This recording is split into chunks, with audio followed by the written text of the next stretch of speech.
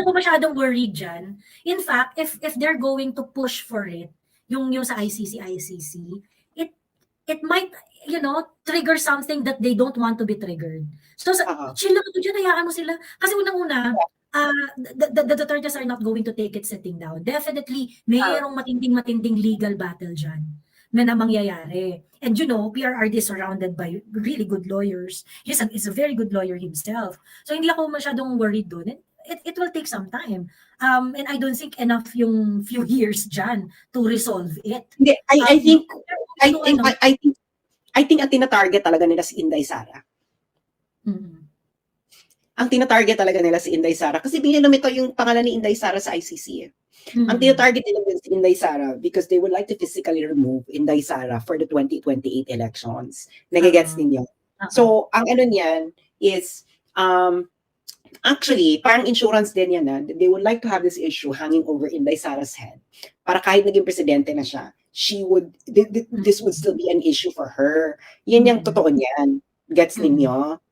May tanong si Pinoy ako, ano ang pagkakaiba nitong ICC case kay PRRD compared kay Putin at Netanyahu? Thank you. Wala. Shame. Oo. Hindi, ang pagkakaiba kasi nito. Kasi sila kay Putin, di ba? Wala rin naman. Hindi, ang pagkakaiba kasi nito, yung kay Putin kasi, it's a highly political issue that involves geopolitical interest. Itong kay Netanyahu, it's the same thing. There's a strong lobby for maraming bansa ang gustong ano yon. Ito kasi kay PRRD, malabnaw na yung malabnaw na yung issue It's not as maingay nung nakaupo si PRRD as president. Kasi, ang intention talaga nila, nung inanuhan nila ng ICC si Duterte nung nakaupo siya, is to oust him. And it's the same. Wala na, tapos na. So, So, parang ngayon, ang nakafocus talaga to kay Inday Sara. So, believe me, no? Ano gagawin nila kay PRRD? O di alisin yung si PRRD, nandiyan pa, sino magbe-benefit? Si Inday Sara pa rin. Sabi ni Amy, di daw ilalaglag kapatid niya. Yun yung sabi niya before. Hindi naman na kasi ito about, ewan ko. Problema niya na yun. Oo.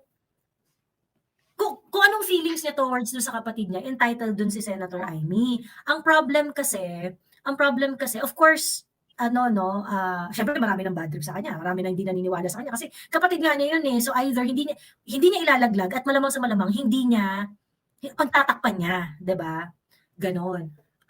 However, may mga umaasa nga sa kanya na kasi syempre ang sinasabi niya is 'di ba, bayan, Diyos, bayan, and then pamilya, ganon. So, I think lalo na ngayon na lumalalim na masyado yung story about do sa drug addiction ng kapatid niya. She has to tell the truth. Yun naman ang utang niya sa sambayan ng Pilipino Yun ang utang niya sa sambayan ng Pilipino. Magsabi siya ng totoo. Kasi mas imposible na wala siyang alam. Diba?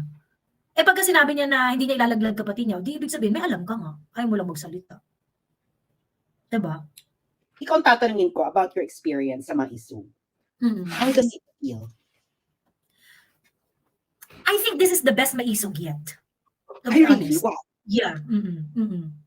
This is the best Maisog yet. Kasi nakapunta ako dun sa, ang hindi ko lang napuntahan na Maisog, yung sa Davao. Yung Cebu, napuntahan ko, yung sa Tagum, yung sa Bulacan, of course, that's the worst. At saka itong sa Dumaguete. Ayun. Yung dito sa Dumaguete, ang best, simply because, ang tawag dito, wala kasing sa totoo lang, medyo disheartened na ako nung 7. Akala ko hindi na naman matutuloy. Akala ko hindi matutuloy. Tapos parang feeling ko, pag ito hindi natuloy, kawawa naman yung mga tao. Kasi lalo silang mawawalan ng na, ay, baka, ibig sabihin hindi kaya ni walang magawa, pati si PRRD, walang magawa sa ganitong sitwasyon. Alam mo yan, yung kumbaga parang wala na, yung parang hindi na talaga kaya. Ano ba ito, talagang bubusabusin na lang ba tayo? Ganyan. Pero iginapang nila yung Maisog to happen. Nangyari naman yung Maisog rally. Actually, even after nung press con, hindi kami sure, hindi ako sure kung magmamarcha ba? Hindi ba magmamarcha? Ganyan. Kasi walang makapag-confirm ng kung tuloy ba siya o hindi. walang makapag-confirm kung ano ba yung program, ano ba yung hindi sa doon na lang sa venue, doon na lang magde-decide. Parang gano'n yung mga ano, gano'n yung mga communication during that time. Pero gano'n pa man, nung nagmarcha na from Freedom Park papunta doon sa Quirino Park, dumami talaga yung tao, dumami yung nag-join. Dumami yung Paano? nag-join. I think kasi siguro ano dahil yung march element, yung marching element nung ano nung rally, maraming nabuhayan ng loob. Na parang ay shit tuloy pala ganyan. Tuloy pala siya. So yun, kumapal yung tao. So pagdating dun sa Quirino, sa Quezon Park, pagdating sa Quezon Park, party na. Ayun, naka-ready, ganyan-ganyan. Kasi nung nasa press con pa lang, nandun pa lang sa Freedom Park, sinasabi na nila na yung truck ng Maisog doon sa Quezon Park pinapatanggal. Ibang vlogger Ano yung sinabi. sabihin yung truck? Ano ibig mo sabihin yung truck? Yung wing van, yung si-set up pa ng stage at saka yung may Pinapatanggal sounds. nino. Pinapalis daw doon sa Quezon Park. Ayun. Yung pinapaalis nino. I do not know. Hindi ko alam kung ano. But definitely, it should be coming from someone who can call the shots. 'Di ba? Sino ba magpapatanggal ng truck doon? Sino ba may kapasidad na utusan yung mga pulis? 'Di ba? Yun Hindi ko lang. mag-gets. So, hindi niya tinanggal.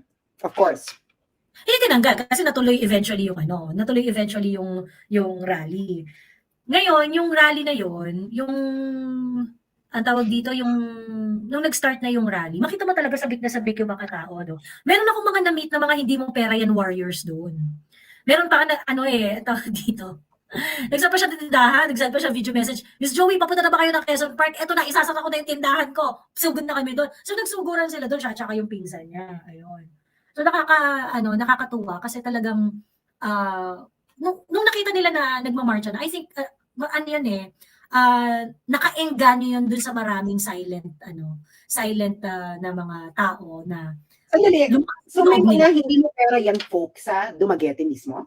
Yes! Oo. Marami doon. Marami mga hindi mo pera yan folks doon. Tapos, anong feeling? Like, what is your feeling? Like, with everything? Kasi nag-march pa. Ano ka talaga, maawa kasi doon sa matanda. Kasi, doon sa Freedom Park, alam mo, yung stage doon, yung truck lang talaga na maliit. Truck lang talaga, tapos meron lang siyang parang bakal na hagdan na ginawang rampa. Tapos di ngayon yung matanda, nung dumating yung matanda, di parang akyat siya, ganyan-ganyan. Yung inaakyatan niya, talagang, Diyos ko po, sobrang pahirap. Ano ba to? Parang, ano ba naman ito yung Freedom Park, hindi pinagamit kasi ginawang parking lot ng mga traktora, dump truck, ganyan-ganyan. Pagkatapos, nagtitiis yung mga tao, nag-assemble doon sa lugar, doon sa may gilid ng Capitol. Nagtiis doon yung mga tao pagkatapos sa makeshift na stage, di ba? Nagano-ano, pagkatapos, yung matanda, Diyos ko po, kung nadulas yung matanda doon doon sa hagdan, paakyat ng stage. Paano na, di ba? Paano na? Di ba? Sobrang balahura naman ng governor dito, parang kakairita. So, ayun, so kung parang makita mo talaga yung love ni PRRD to really talk to the people. Sabi nga niya, kahit 5 tao lang daw yung pupunta at makausap niya sa mga rally, wala siyang pakialam. Sasabihin pa rin niya yung mga gusto niyang sabihin. Kasi hodang 5 tao lang yung makita niya dun sa venue. Ayun. And the feel was really yung ka talaga, festive yung environment pagdating sa Quezon Park. Kasi maganda yung tugtugan, maganda yung sayawan, at saka Gina G lahat. Gina G lahat yung mga nandun na magsayaw-sayaw, at saka maganda yung vibes. Pagkatapos, yun nga nagsalita si PRRD. Nagtagalog siya the entire time eh. So parang, kaya siguro sinasabi ko na ito yung best maisog yet. Kasi nagtagalog siya ng bonggang-bongga. Sabi niya kasi alam ko naririnig naman ako sa buong Pilipinas. So tayo namang mga Bisaya, kaya natin maintindihan yung mga Tagalog kasi mga Tagalog di tayo maintindihan. But anyway, sorry na tay. Nag-aaral na mag-Bisaya. Wait. Wait, 1 gig na yung Bisaya ko. Malapit na mag 2 gig to. Ayun. So, dito. So, nagtagalog siya the entire time. And, sinasabi niya na bakit mali at ano yung mga dapat itama. At talagang kinikriticize niya ng bonggang-bongga yung BBM administration for being a failure. Eh, totoo naman talaga eh. Gutom na ang mga tao. Yun yung problem. Diba? Tapos Gutom na ba lagi, talaga? ang Gutom mga na ba tao. talaga? Mm. Sino matutuwa sa 60 pesos na bigas? Makatao ba yan? Ito na ba? Ikusera ko. Ano, 59. And if Seriously? rice price 2024. Well-milled rice prices average 56.98 per kilo. Mid-April. Magkano? Magkano? 56.98. Bakit hindi na siya bumaba? Ayan sila, 65 na sila. Ito sabi ni DJ, 65. Davao, 65 na po. Harlow, 60 to 70 pesos per kilo. Tenten Maria, 55 to 70, 68 pesos. 50 pinakamura, sabi ni Marcado. Di ba 50 to NFA rice na yan eh. Ayan, 60, 75, 58 to 60. Diba? According to the news, sabi ng Business World, sa article nila May 2, 2024, mid-April, ang average prices ng bigas is 56.98. So average na to. May lugar na mas mataas, may lugar na mas mababa. Diyan. Ay, i-discuss natin yan. Mahaba pa yan. Yung ICC, yung arrest ni Duterte, mahaba pa yan, girl. Hindi ako nag-worry dyan. In fact, hindi ako nag-worry dyan kasi mahaba pa yan eh. Mahaba pa yan kasi that's a legal procedure. And aabot pa ng Supreme Court yan. Kasi it's like, it's like, what's this? It's like an extradition. Kasi dyan ng Supreme Court because it needs to hurdle a lot of constitutional questions. Yeah, may constitutional question pa yan. Kasi nga, halimbawa, right to due process. Kasi remember, in our legal system,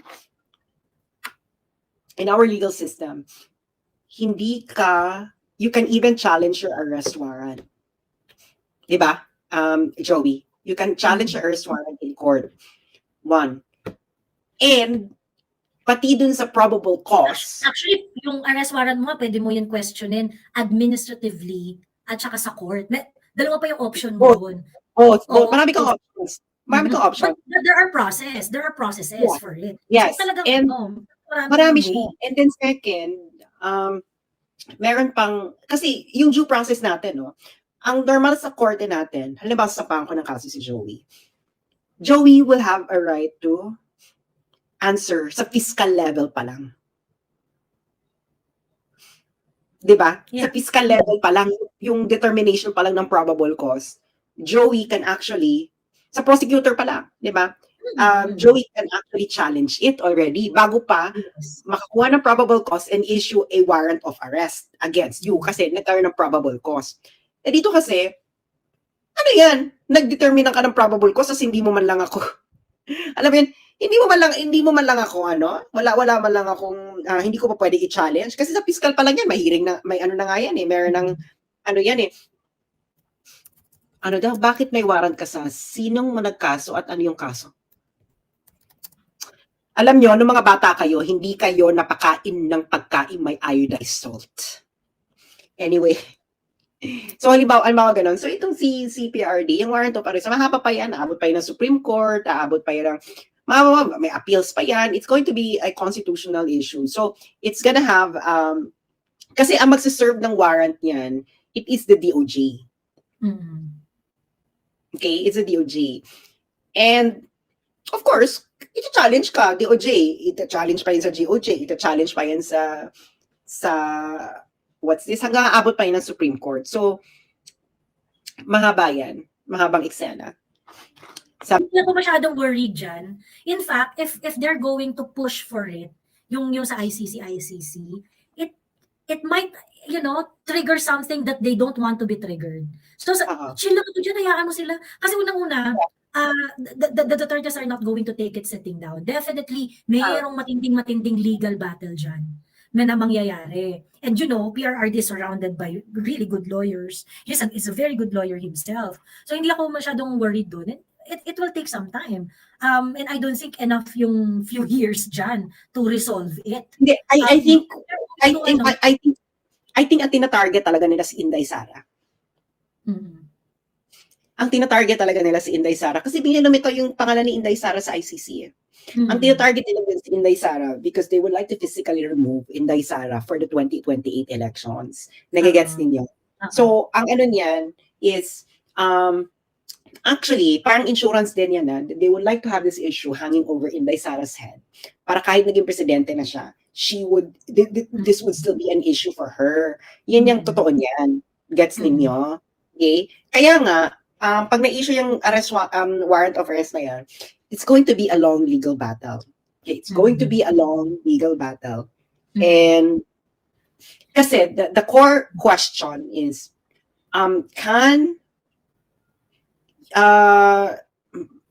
kasi the issue of jurisdiction is a legal issue. And only the Supreme Court is the highest court in the Philippines that could resolve legal issues within jurisdictional issues. Oh. Yes, so even though na sabihin natin may ganyan si Duterte sa The Hague, no? Sa ICC, sa The Hague. Well, kailangan pa rin siyang resolve ng Supreme Court. Ano yun? I-give up mo na yung pagdetermine mo na ng legality, ng process? Just because may sa ibang bansa? It's the same, I think it's the same concept as an extradition treaty. Halimbawa, ikaw, si Joey may ginawang krimen sa ba tayo may extradition? Halimbawa, United States. Nandito ka. Dahil ba may extradition treaty, iso-surrender ka na lang bigla? No, you can actually challenge it. You can actually challenge the entire extradition. Look at Julian Assange. May extradition treaty ang UK and the United States. Hanggang ngayon, hindi pa nare-resolve yung paglipat ni Julian Assange sa United States. Mahabang challenge. So, it's not as simple as that. So itong nangyayari ngayon, panakot lang nila yan. Okay, manakot ka, pero the thing is, ano yung eksena mo, 'di ba? Hindi pwede mo siyang arestuhin, pero hindi mo rin siya pwedeng kukulong kasi ano kaso niya sa Pilipinas? Wala, yung kaso niya nandun sa The Hague. It's going to be a long process, and I think it's good, no? This is going to be a very, very pivotal legal battle. Kasi may mga president na. So, for example, sa Republic of Ireland, they need to change their constitution through a referendum in order for them to allow themselves the jurisdiction of the ICC. So yun. So mahaba siyang proseso. And of course, may political ano rin yan. Underpinnings. At meron ding power ang UN Security Council. Meron ding power ang UN Security Council to actually stop ICC proceedings. It might not. Of course, it might be the case that only Russia and China would actually vote against the process. May tanong si Pinoy ako, ano ang pagkakaiba nitong ICC case kay PRRD compared kay Putin at Netanyahu? Thank you. Wala. Shame. Oo. Hindi, ang pagkakaiba kasi nito. Kasi kay Putin, di ba? Wala rin naman. Hindi, ang pagkakaiba kasi nito, yung kay Putin kasi, it's a highly political issue that involves geopolitical interest. Itong kay Netanyahu, it's the same thing. There's a strong lobby for maraming bansa ang gustong maano yon. Ito kasi kay PRRD, malabnaw na yung issue. It's not as maingay nung nakaupo si PRRD as president. Kasi, ang intention talaga nila, nung inanuhan nila ng ICC si Duterte nung nakaupo siya, is to oust him. And it's the same thing. Wala na, tapos na. So, So, parang ngayon, ang nakapokus talaga to kay Inday Sara. So, believe me, no? Ano gagawin nila kay PRRD? O di alisin yung si PRRD, nandiyan pa, sino magbe-benefit? Si Inday Sara pa rin. Can you imagine? You're gonna have... So ang ano niyan is, ang target talaga niyan is physically remove Sara from the Philippines. Mahaba pa to, maraming options, no? Pero yun nga kasi they cannot just parang do it na si Inday Sara lang. So syempre, kung itutuloy nila yung kaso, that's going to include the old Duterte. And if that's the case, 'di ba? And if that's the case, it's going to be a long arduous legal battle talaga. Kasi Yeah. 'di ba? Hindi siya Pero, while ang target nila is si Inday lang. Pero ang pagde-defend din mo kasi si PRRD, si Bato at saka si Inday Sara, 'di ba? So kailangan kasi mauna ni PRRD. Hindi, biglang mo uunahin ang mauna niyan si PRRD, pero the real target there is Inday Sara. As simple as that. So, ang ano kasi niyan, mahabang legal challenge yan eh. Kasi ano yan eh, there are serious constitutional issues. In the Philippines, paano na-issuean agad ng arrest warrant si Putin na walang pakikialam ang Supreme Court nila? Eh, hindi mo naman siya pwedeng... Okay, let me explain. Russia is not a member of ICC. Okay? Ngayon, hindi mo talaga siya pwedeng ma-serve sa Russia because it's not a member of ICC. Kaya ngayon, nakasuhan si Putin because the alleged crime was committed in an ICC member state. Gets you na? Gets you na? Okay? So, Ukraine is an ICC member state. Kasi may ganun sa ICC, may territoriality. And territoriality and nationality. Ibig sabihin ng territoriality should happen within the alleged crime should happen within a member state of the ICC. Now, the nationality is that the nationality of the one who committed the crime must be from a member state of the ICC. So ganun ang eksena.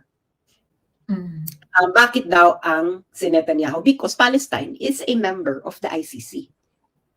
And the alleged crime happened in a member state of the ICC. Eh, hindi po genocide ang kinakaso kay PRD, kundi crimes against humanity. Against humanity. Magkaiba po yan. So, ang ano kasi niyan is, the thing is, whether they succeed to arrest Duterte or not, sila ang kawawa. Because, for example, they successfully had Duterte arrested and have him travel to The Hague, no, for the hearing. Duterte now will have the biggest platform ever for him. Eh, sabi naman niya, matanda na siya. Eh, di pag nandun siya, you could say anything you want. Anything you want. And it's going to be televised all over the world. At syempre, ano yan eh, historic yan kasi first Asian country. So, Duterte doesn't need to answer whatever, he can say whatever he wants there for the whole world to hear. So, mas lagot sila. Kasi he will broadcast internationally. So, whether they have him successfully arrested or not, kuha sila. Kasi it's gonna be heard, diba? Oo, hello, this is the first Asian trial. It will be televised, no? Actually, ICC trials are televised. So, televised talaga.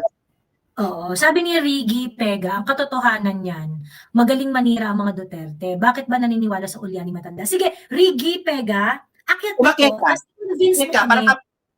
Convince us. Akyat ka and let's have a proper conversation between two people with actual brains. If you don't have actual brains, huwag ka nang umakyat. Thank you. Ayan, Riggy Pega.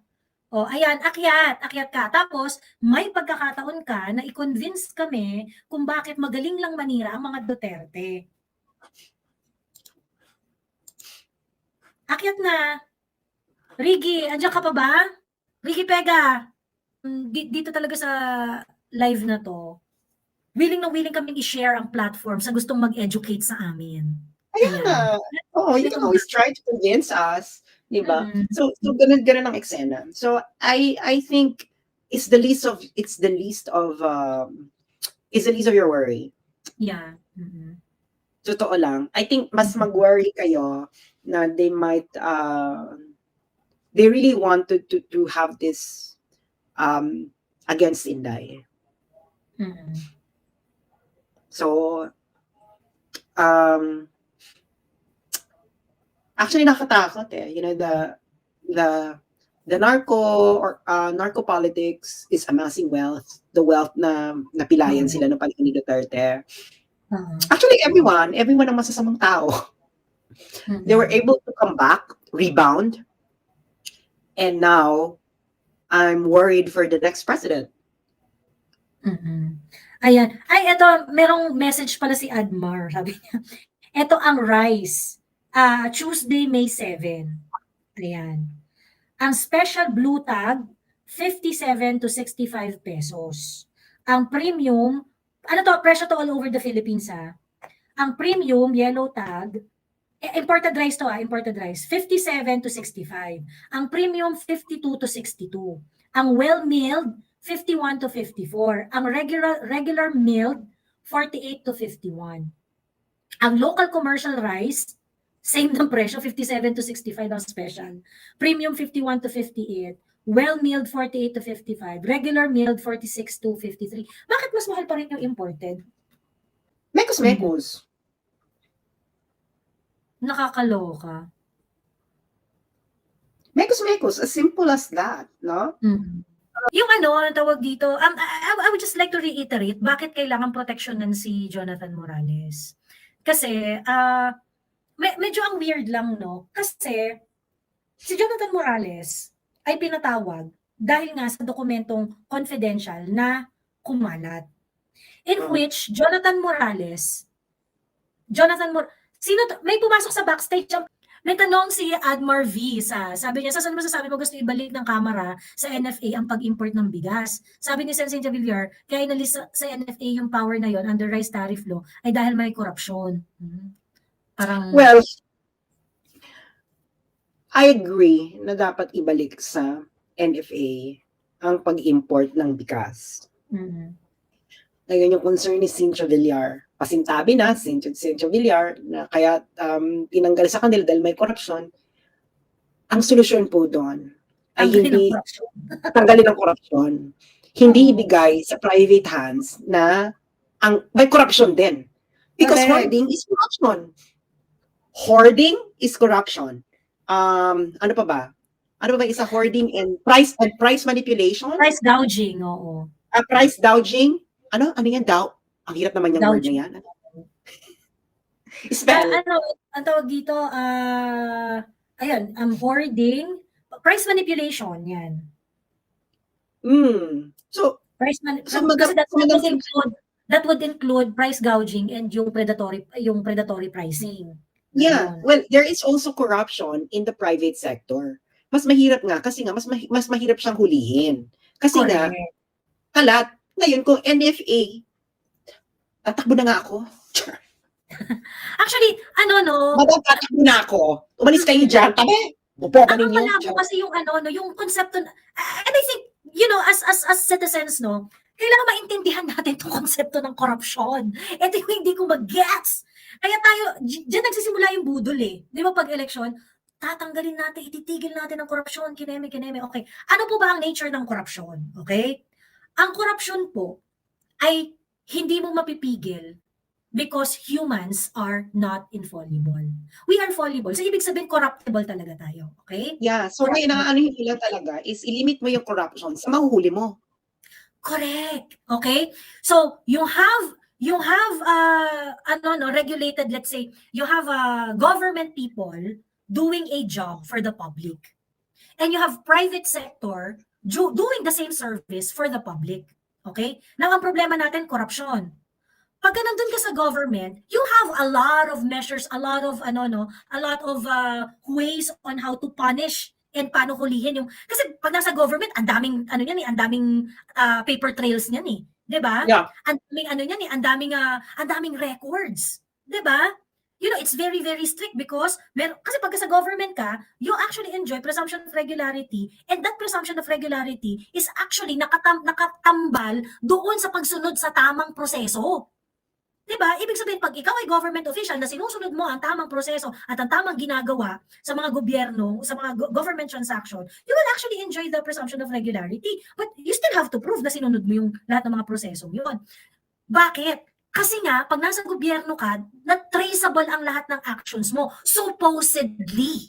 Okay? Traceable ang lahat. Ngayon, pagka nasa private sector, pagka kunwari naggawa-gawa na sila ng mga shell company, nagpaano-ano na yung mga yan, nagtago-tago ng mga resibo, 'di ba? Nagmanipulate na ng records, 'di ba? How would you able to do that? How would you be able to catch yung syempre sa mahuhuli ba? Oo, mahuhuli pa rin, pero hindi siya kasing daling hulihin ng mga tao na meron ka pag pumasok ka sa gobyerno, lahat ng address mo ipo-provide mo, contact information mo, lahat meron kang SALN, meron lahat ng interest mo i-disclose mo, 'di ba? Ngayon kapag may korupsyon sa gobyerno, ang dami mong tools para hulihin yung mga corrupt dyan. So parang, tingin ko, hindi dapat allowed tong mga government officials na to say na, ay, hindi tinanggal na yan kasi maraming corruption. Fix the motherfucking corruption in the government. You have all the tools. Kung yan nga, hindi nyo ma-fix yung corruption dyan, paano nyo ma-fix yung corruption sa private sector? Eh, wala naman public records yung mga yun. Diba? It's easier to have to exercise corruption in the private sector. True. Diba? Kasi wala kang public. Kita mo, meron na ba nahuli na hoarder? Meron na ba? May nakulong na ba na smuggler? The thing is, ano ba yung sa rice tarification law? Tinanggal nila sa NFA yung pag-import as a whole. Well, here's the thing. If you're a private sector, you can import rice, whatever. But the thing is, the NFA should have an importing power. The NFA doesn't need to have the monopoly of the importation of rice. But the thing is, the NFA should be empowered to import and to actually make make tambak rice. And kasi mas madaling mag G2G eh. Totoo. Government to government. Kasi mas transparent.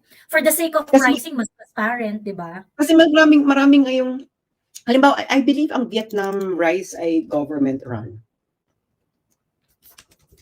Kasi yung agriculture nila, di ba, ang grabing regulated. Okay. So the Vietnamese government owns rice exports and internal rice trade. So, I think it's easier.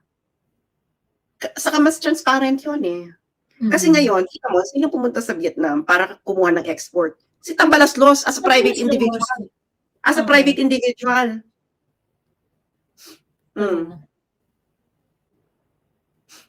Hindi ba daw hindi napapagod sa paulit-ulit? Hindi. Hobby po namin to eh. True. Ayan. Sabi ni Riggy, naman na to, Riggy, ha? Yung pangatlo mo, ibaban na kita. Sabi niya, kamusta po si Buloy? May balita na po kayo. Sabi niya gano'n. Actually, balita ko, gusto niyong hulihin. Anong petsa na? Ba't hindi niyo mahuli-huli? Hulihin niyo. Hulihin niyo. O, akala ko ba, gusto niyong hulihin? O, ba't hindi niyo mahuli-huli hanggang ngayon? Anong petsa na? Ano ba? May warrant of arrest kayo, hindi hulihin ninyo. Ano? Ano po ibigin? Hulihin niyo. My God, nakikita niyo bang sinasabi kong pinaglalaban ko na huwag niyo hulihin si Kibuloy? May warrant of arrest, hindi hulihin niyo. Hindi hulihin niyo. Kayo nga dapat magbigay ng update sa amin eh. Kayo magbigay ng update na bakit kami tinatanong mo, kami ba may responsibilidad na i-serve ang warrant? Kami ba? Kami ba ang DOJ? Bakit hindi mahuli ng administrasyon na to si Kibuloy? Bakit hindi mahuli? Nasa Pilipinas lang naman si Kibuloy. Oo, ba't hindi mahuli? Kasi nga, weak tong gobyernong to. Diba? My God, Pastor Kibuloy is an adult. Ito pa isa. Si Teves, di ba? Ang yabang si Teves hindi na mahuli, nandiyan na. Oo. Si Teves, di ba sabi nila may extradite, ganyan-ganyan, pauuwiin na sa Pilipinas, inem. Anong petsa na? Ano ba to? Mga manifestation na weak talaga ang presidente? Ang executive department? Di ba? I mean, Diyos me, ginorgor nyo na ng wagas yung tao, tapos huhulihin nyo lang, hindi nyo pa mahuli. How weak can you get? Ayun yung nakakaloka. How exactly Why are you asking? Unang-una, ang tatanungin mo sa mga bagay-bagay na yan ay yung may trabaho para gawin yan. I assume na ikaw nagtanong ka, isa kang taxpayer. So alam mo na, kanino mo itatanong yan? Doon sa binabayaran mo para manghuli, di ba? Binabayaran mo ba kami? Magkano mo binayad mo sa amin para manghuli kami at i-refund ko? True. Di ba? Busi. O ano si Admaro? O, Ah, kita mo, ang pinaglalaban naman ng SMNI, bigyan nyo ng fair hearing to si Kibuloy. Ako nga, kung pinaglalaban eh. Sabi ko, Diyos ko, kung ma-issue ka ng arrest warrant, go ahead, face it. Hinuhuli nyo ba? Ang tanong is, hinuhuli nyo ba? Bakit hindi nyo mahuli? Yun ang tanong. Oh, why don't you go there, serve the warrant, and then arrest? Simple. Kahit mahuli nyo si Kibuloy, it doesn't change the fact that, you know, while there is a legal aspect to it, what you cannot deny is that itong proseso na to na ginagawa nyo against ng administration against Pastor Kibuloy has a huge political aspect. While it has a legal aspect, meron siya malaking political aspect. Hindi yan mabubura ngayon. Nandun kayo, nanalo kayo dun sa legal aspect nitong ano na to, nitong storya na to. You have warrant of arrest for Kibuloy. Di huliin nyo. Ay, ba't hindi nyo mahuli? Baka weak. Diba? Tanungin nyo yung binabayaran nyo para manghuli kung ba't hindi nila mahuli. Period. Next topic. Correct. Next topic. Ricky, akyat na. Sabi ni Ricky Panong Troll, simpleng mamamayan lang ako, naghahanap ng katotohanan. Kung chismis lang, itulog ko na lang. Matulog ka na lang kasi chismis lang kami dito. Oo nga. Matulog ka na. Kausapin Matulog ka mo na, yung Ricky. kapitbahay mo. Paanong troll, simpleng mamamayan lang ako, naghahanap ng katotohanan. Kung chismis lang, itulog ko na lang. Pwede matulog ka, wala namang. Nobody cares if you're Rigi, nobody cares if you're asleep or awake or even dead or alive. Nobody cares. Pero yung pupunta, convince niyo ako. Ba't ka ikaw convince? Hindi yan na namin mamatay kang tanga, di ba? Bakit namin sa'yo? Diba? Kung nagkikismis lang naman kami dito. Ay, stupid, di ba? Walang pumipigil sa'yo. Diba? Bakit? Why exactly do you want? Parang, I do not care if you believe me or not. Diba? Na parang, di ba yung, lalo mo pupunta ng page mo. Well, ano yung basta yung feeling nila, meron kang obligation for them na, Oo. nagbabasa ka lang. If you don't agree with me, problema mo na yan. Facebook is for sharing opinions. Oo, hindi kami nandito para kumbinsihin ka. Nag-uusap-usap lang kami dito. Kung meron kang matalinong input, edi makisawsaw ka sa usapan, di ba? Diba? Na parang, we're just sharing our opinions because we're bored, number one. Number two, we're just opinionated. Okay, next next topic. Ayun, yun nga yung ano, no. I just want to reiterate yung ano, saan nanggagaling yung rason kung bakit dapat, after the second hearing, I really think that the Senate must do everything in its power in order to protect Jonathan Morales. Okay. Pinatawag ng Senado si Jonathan Morales bilang kasi si Jonathan Morales yung nagsulat sa Senate eh. Nagsulat siya saying na yung kumakalat po na PIDEA documents ay ako ang nakapirma at ako ang gumawa at ako ang nag-prepare. At gusto ko po sanang malaman ninyo at kung meron kayong mga impormasyon na gusto ninyong malaman ay willing naman po akong sumagot. Pero gusto ko lang malaman ninyo na ako ang gumawa niyan at hindi ako ang nagpakalat niyan. Okay? So that is why yung hearing is about PIDEA leaks. Kasi nga, yun naman talaga yung concern ni Jonathan Morales. Okay? Yun yung concern ni Jonathan Morales. Ngayon, pagdating sa Senado, tinatanong siya, sumasagot siya, ang dami niyang ganyan-ganyan. Then pinagalitan pa siya ni Jinggoy na ba't ang dami-dami doon yung dinadamay ng pangalan, ganyan-ganyan. So ang dami niyang mga revelation and whatnot. Ngayon, pagdating kasi doon, di ba lahat sila nag-swear na magsasabi ng katotohanan, magsasabi ng ganyan-ganyan. Ngayon, nagsalita na rin si Jonathan Morales na mayroong gustong umareglo sa kanya. 'Di ba? Na nagngangalang James Kumar, Romy, tatlo yung pangalan na ni-name drop niya eh. Sinulat ko sa post ko yun. Isang Santiago at saka isang shucks, ang haba nung babalikan ko. Ayun. Nagbigay siya ng pangalan. Yung dalawang pangalang minention niya ay nagsabi na sila ay working under the instruction of certain James Kumar. Okay? And of course, itong statement na to ni Jonathan Moral, I don't think ikaw ba Sas, meron kang direct contact kay Jonathan Morales na No. makakapag-usap na makakapag-usap kayo na, "Uy, i-impute natin 'to kay kay James Kumar, who happened by the way na to be the brain doon sa effort na bayaran kayo noong, 'di ba? Well, That was allegedly. Allegedly. Mhm. Allegedly. Yun yung minention ng middleman, 'di ba? Yun yung minention ng middleman. Yun din yung kwento ni yun din yung kwento ni Jonathan Morales eh. Yung middleman, they are working under the instruction of James Kumar. Allegedly. Allegedly. So Allegedly. ganun na eksena. Kaya nagulat ako. Sabi ko, narinig ko na itong pangalan nito eh. Tingnan ako. It was like a year ago. So, baka magalit sa akin si Jinggoy Estrada, si Jinggoy na I cannot properly remember. Wala pa akong kaso, wala pa akong kaso, Jinggoy. So, medyo may credibility ako kahit hindi ko pa siya maalala na 1 year ago pa siya, charot. Oo. Ngayon, okay, so pinatawag mo, pinag-swear mo na magsabi ng katotohanan. Okay. So, ano ibig sabihin yan? Ibig sabihin, yung Senado, kapag nagsinungaling, si Jonathan Morales, you have something against him. Pwede nyo ipakulong yan si Jonathan Morales kung nagsinungaling siya. Okay? Oo. So, may bala po kayo laban kay, So, pwedeng magsinungaling si Jonathan Morales, pero maaari rin siyang magsabi ng totoo. 'Di ba?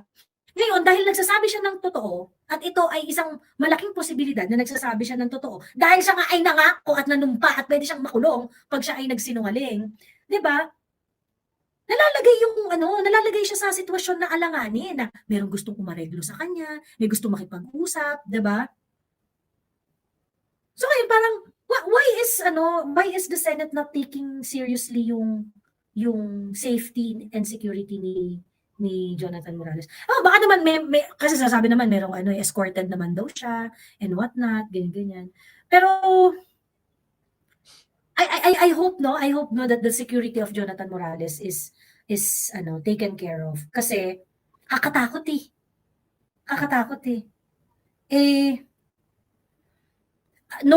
Yung last na hearing, naging session siya to pounce on him. Naging siya yung imbis na questionin. I think they want to eliminate Agent Morales. Because I think, they want to eliminate Agent Morales and then they also want to eliminate whoever is the confidential informant.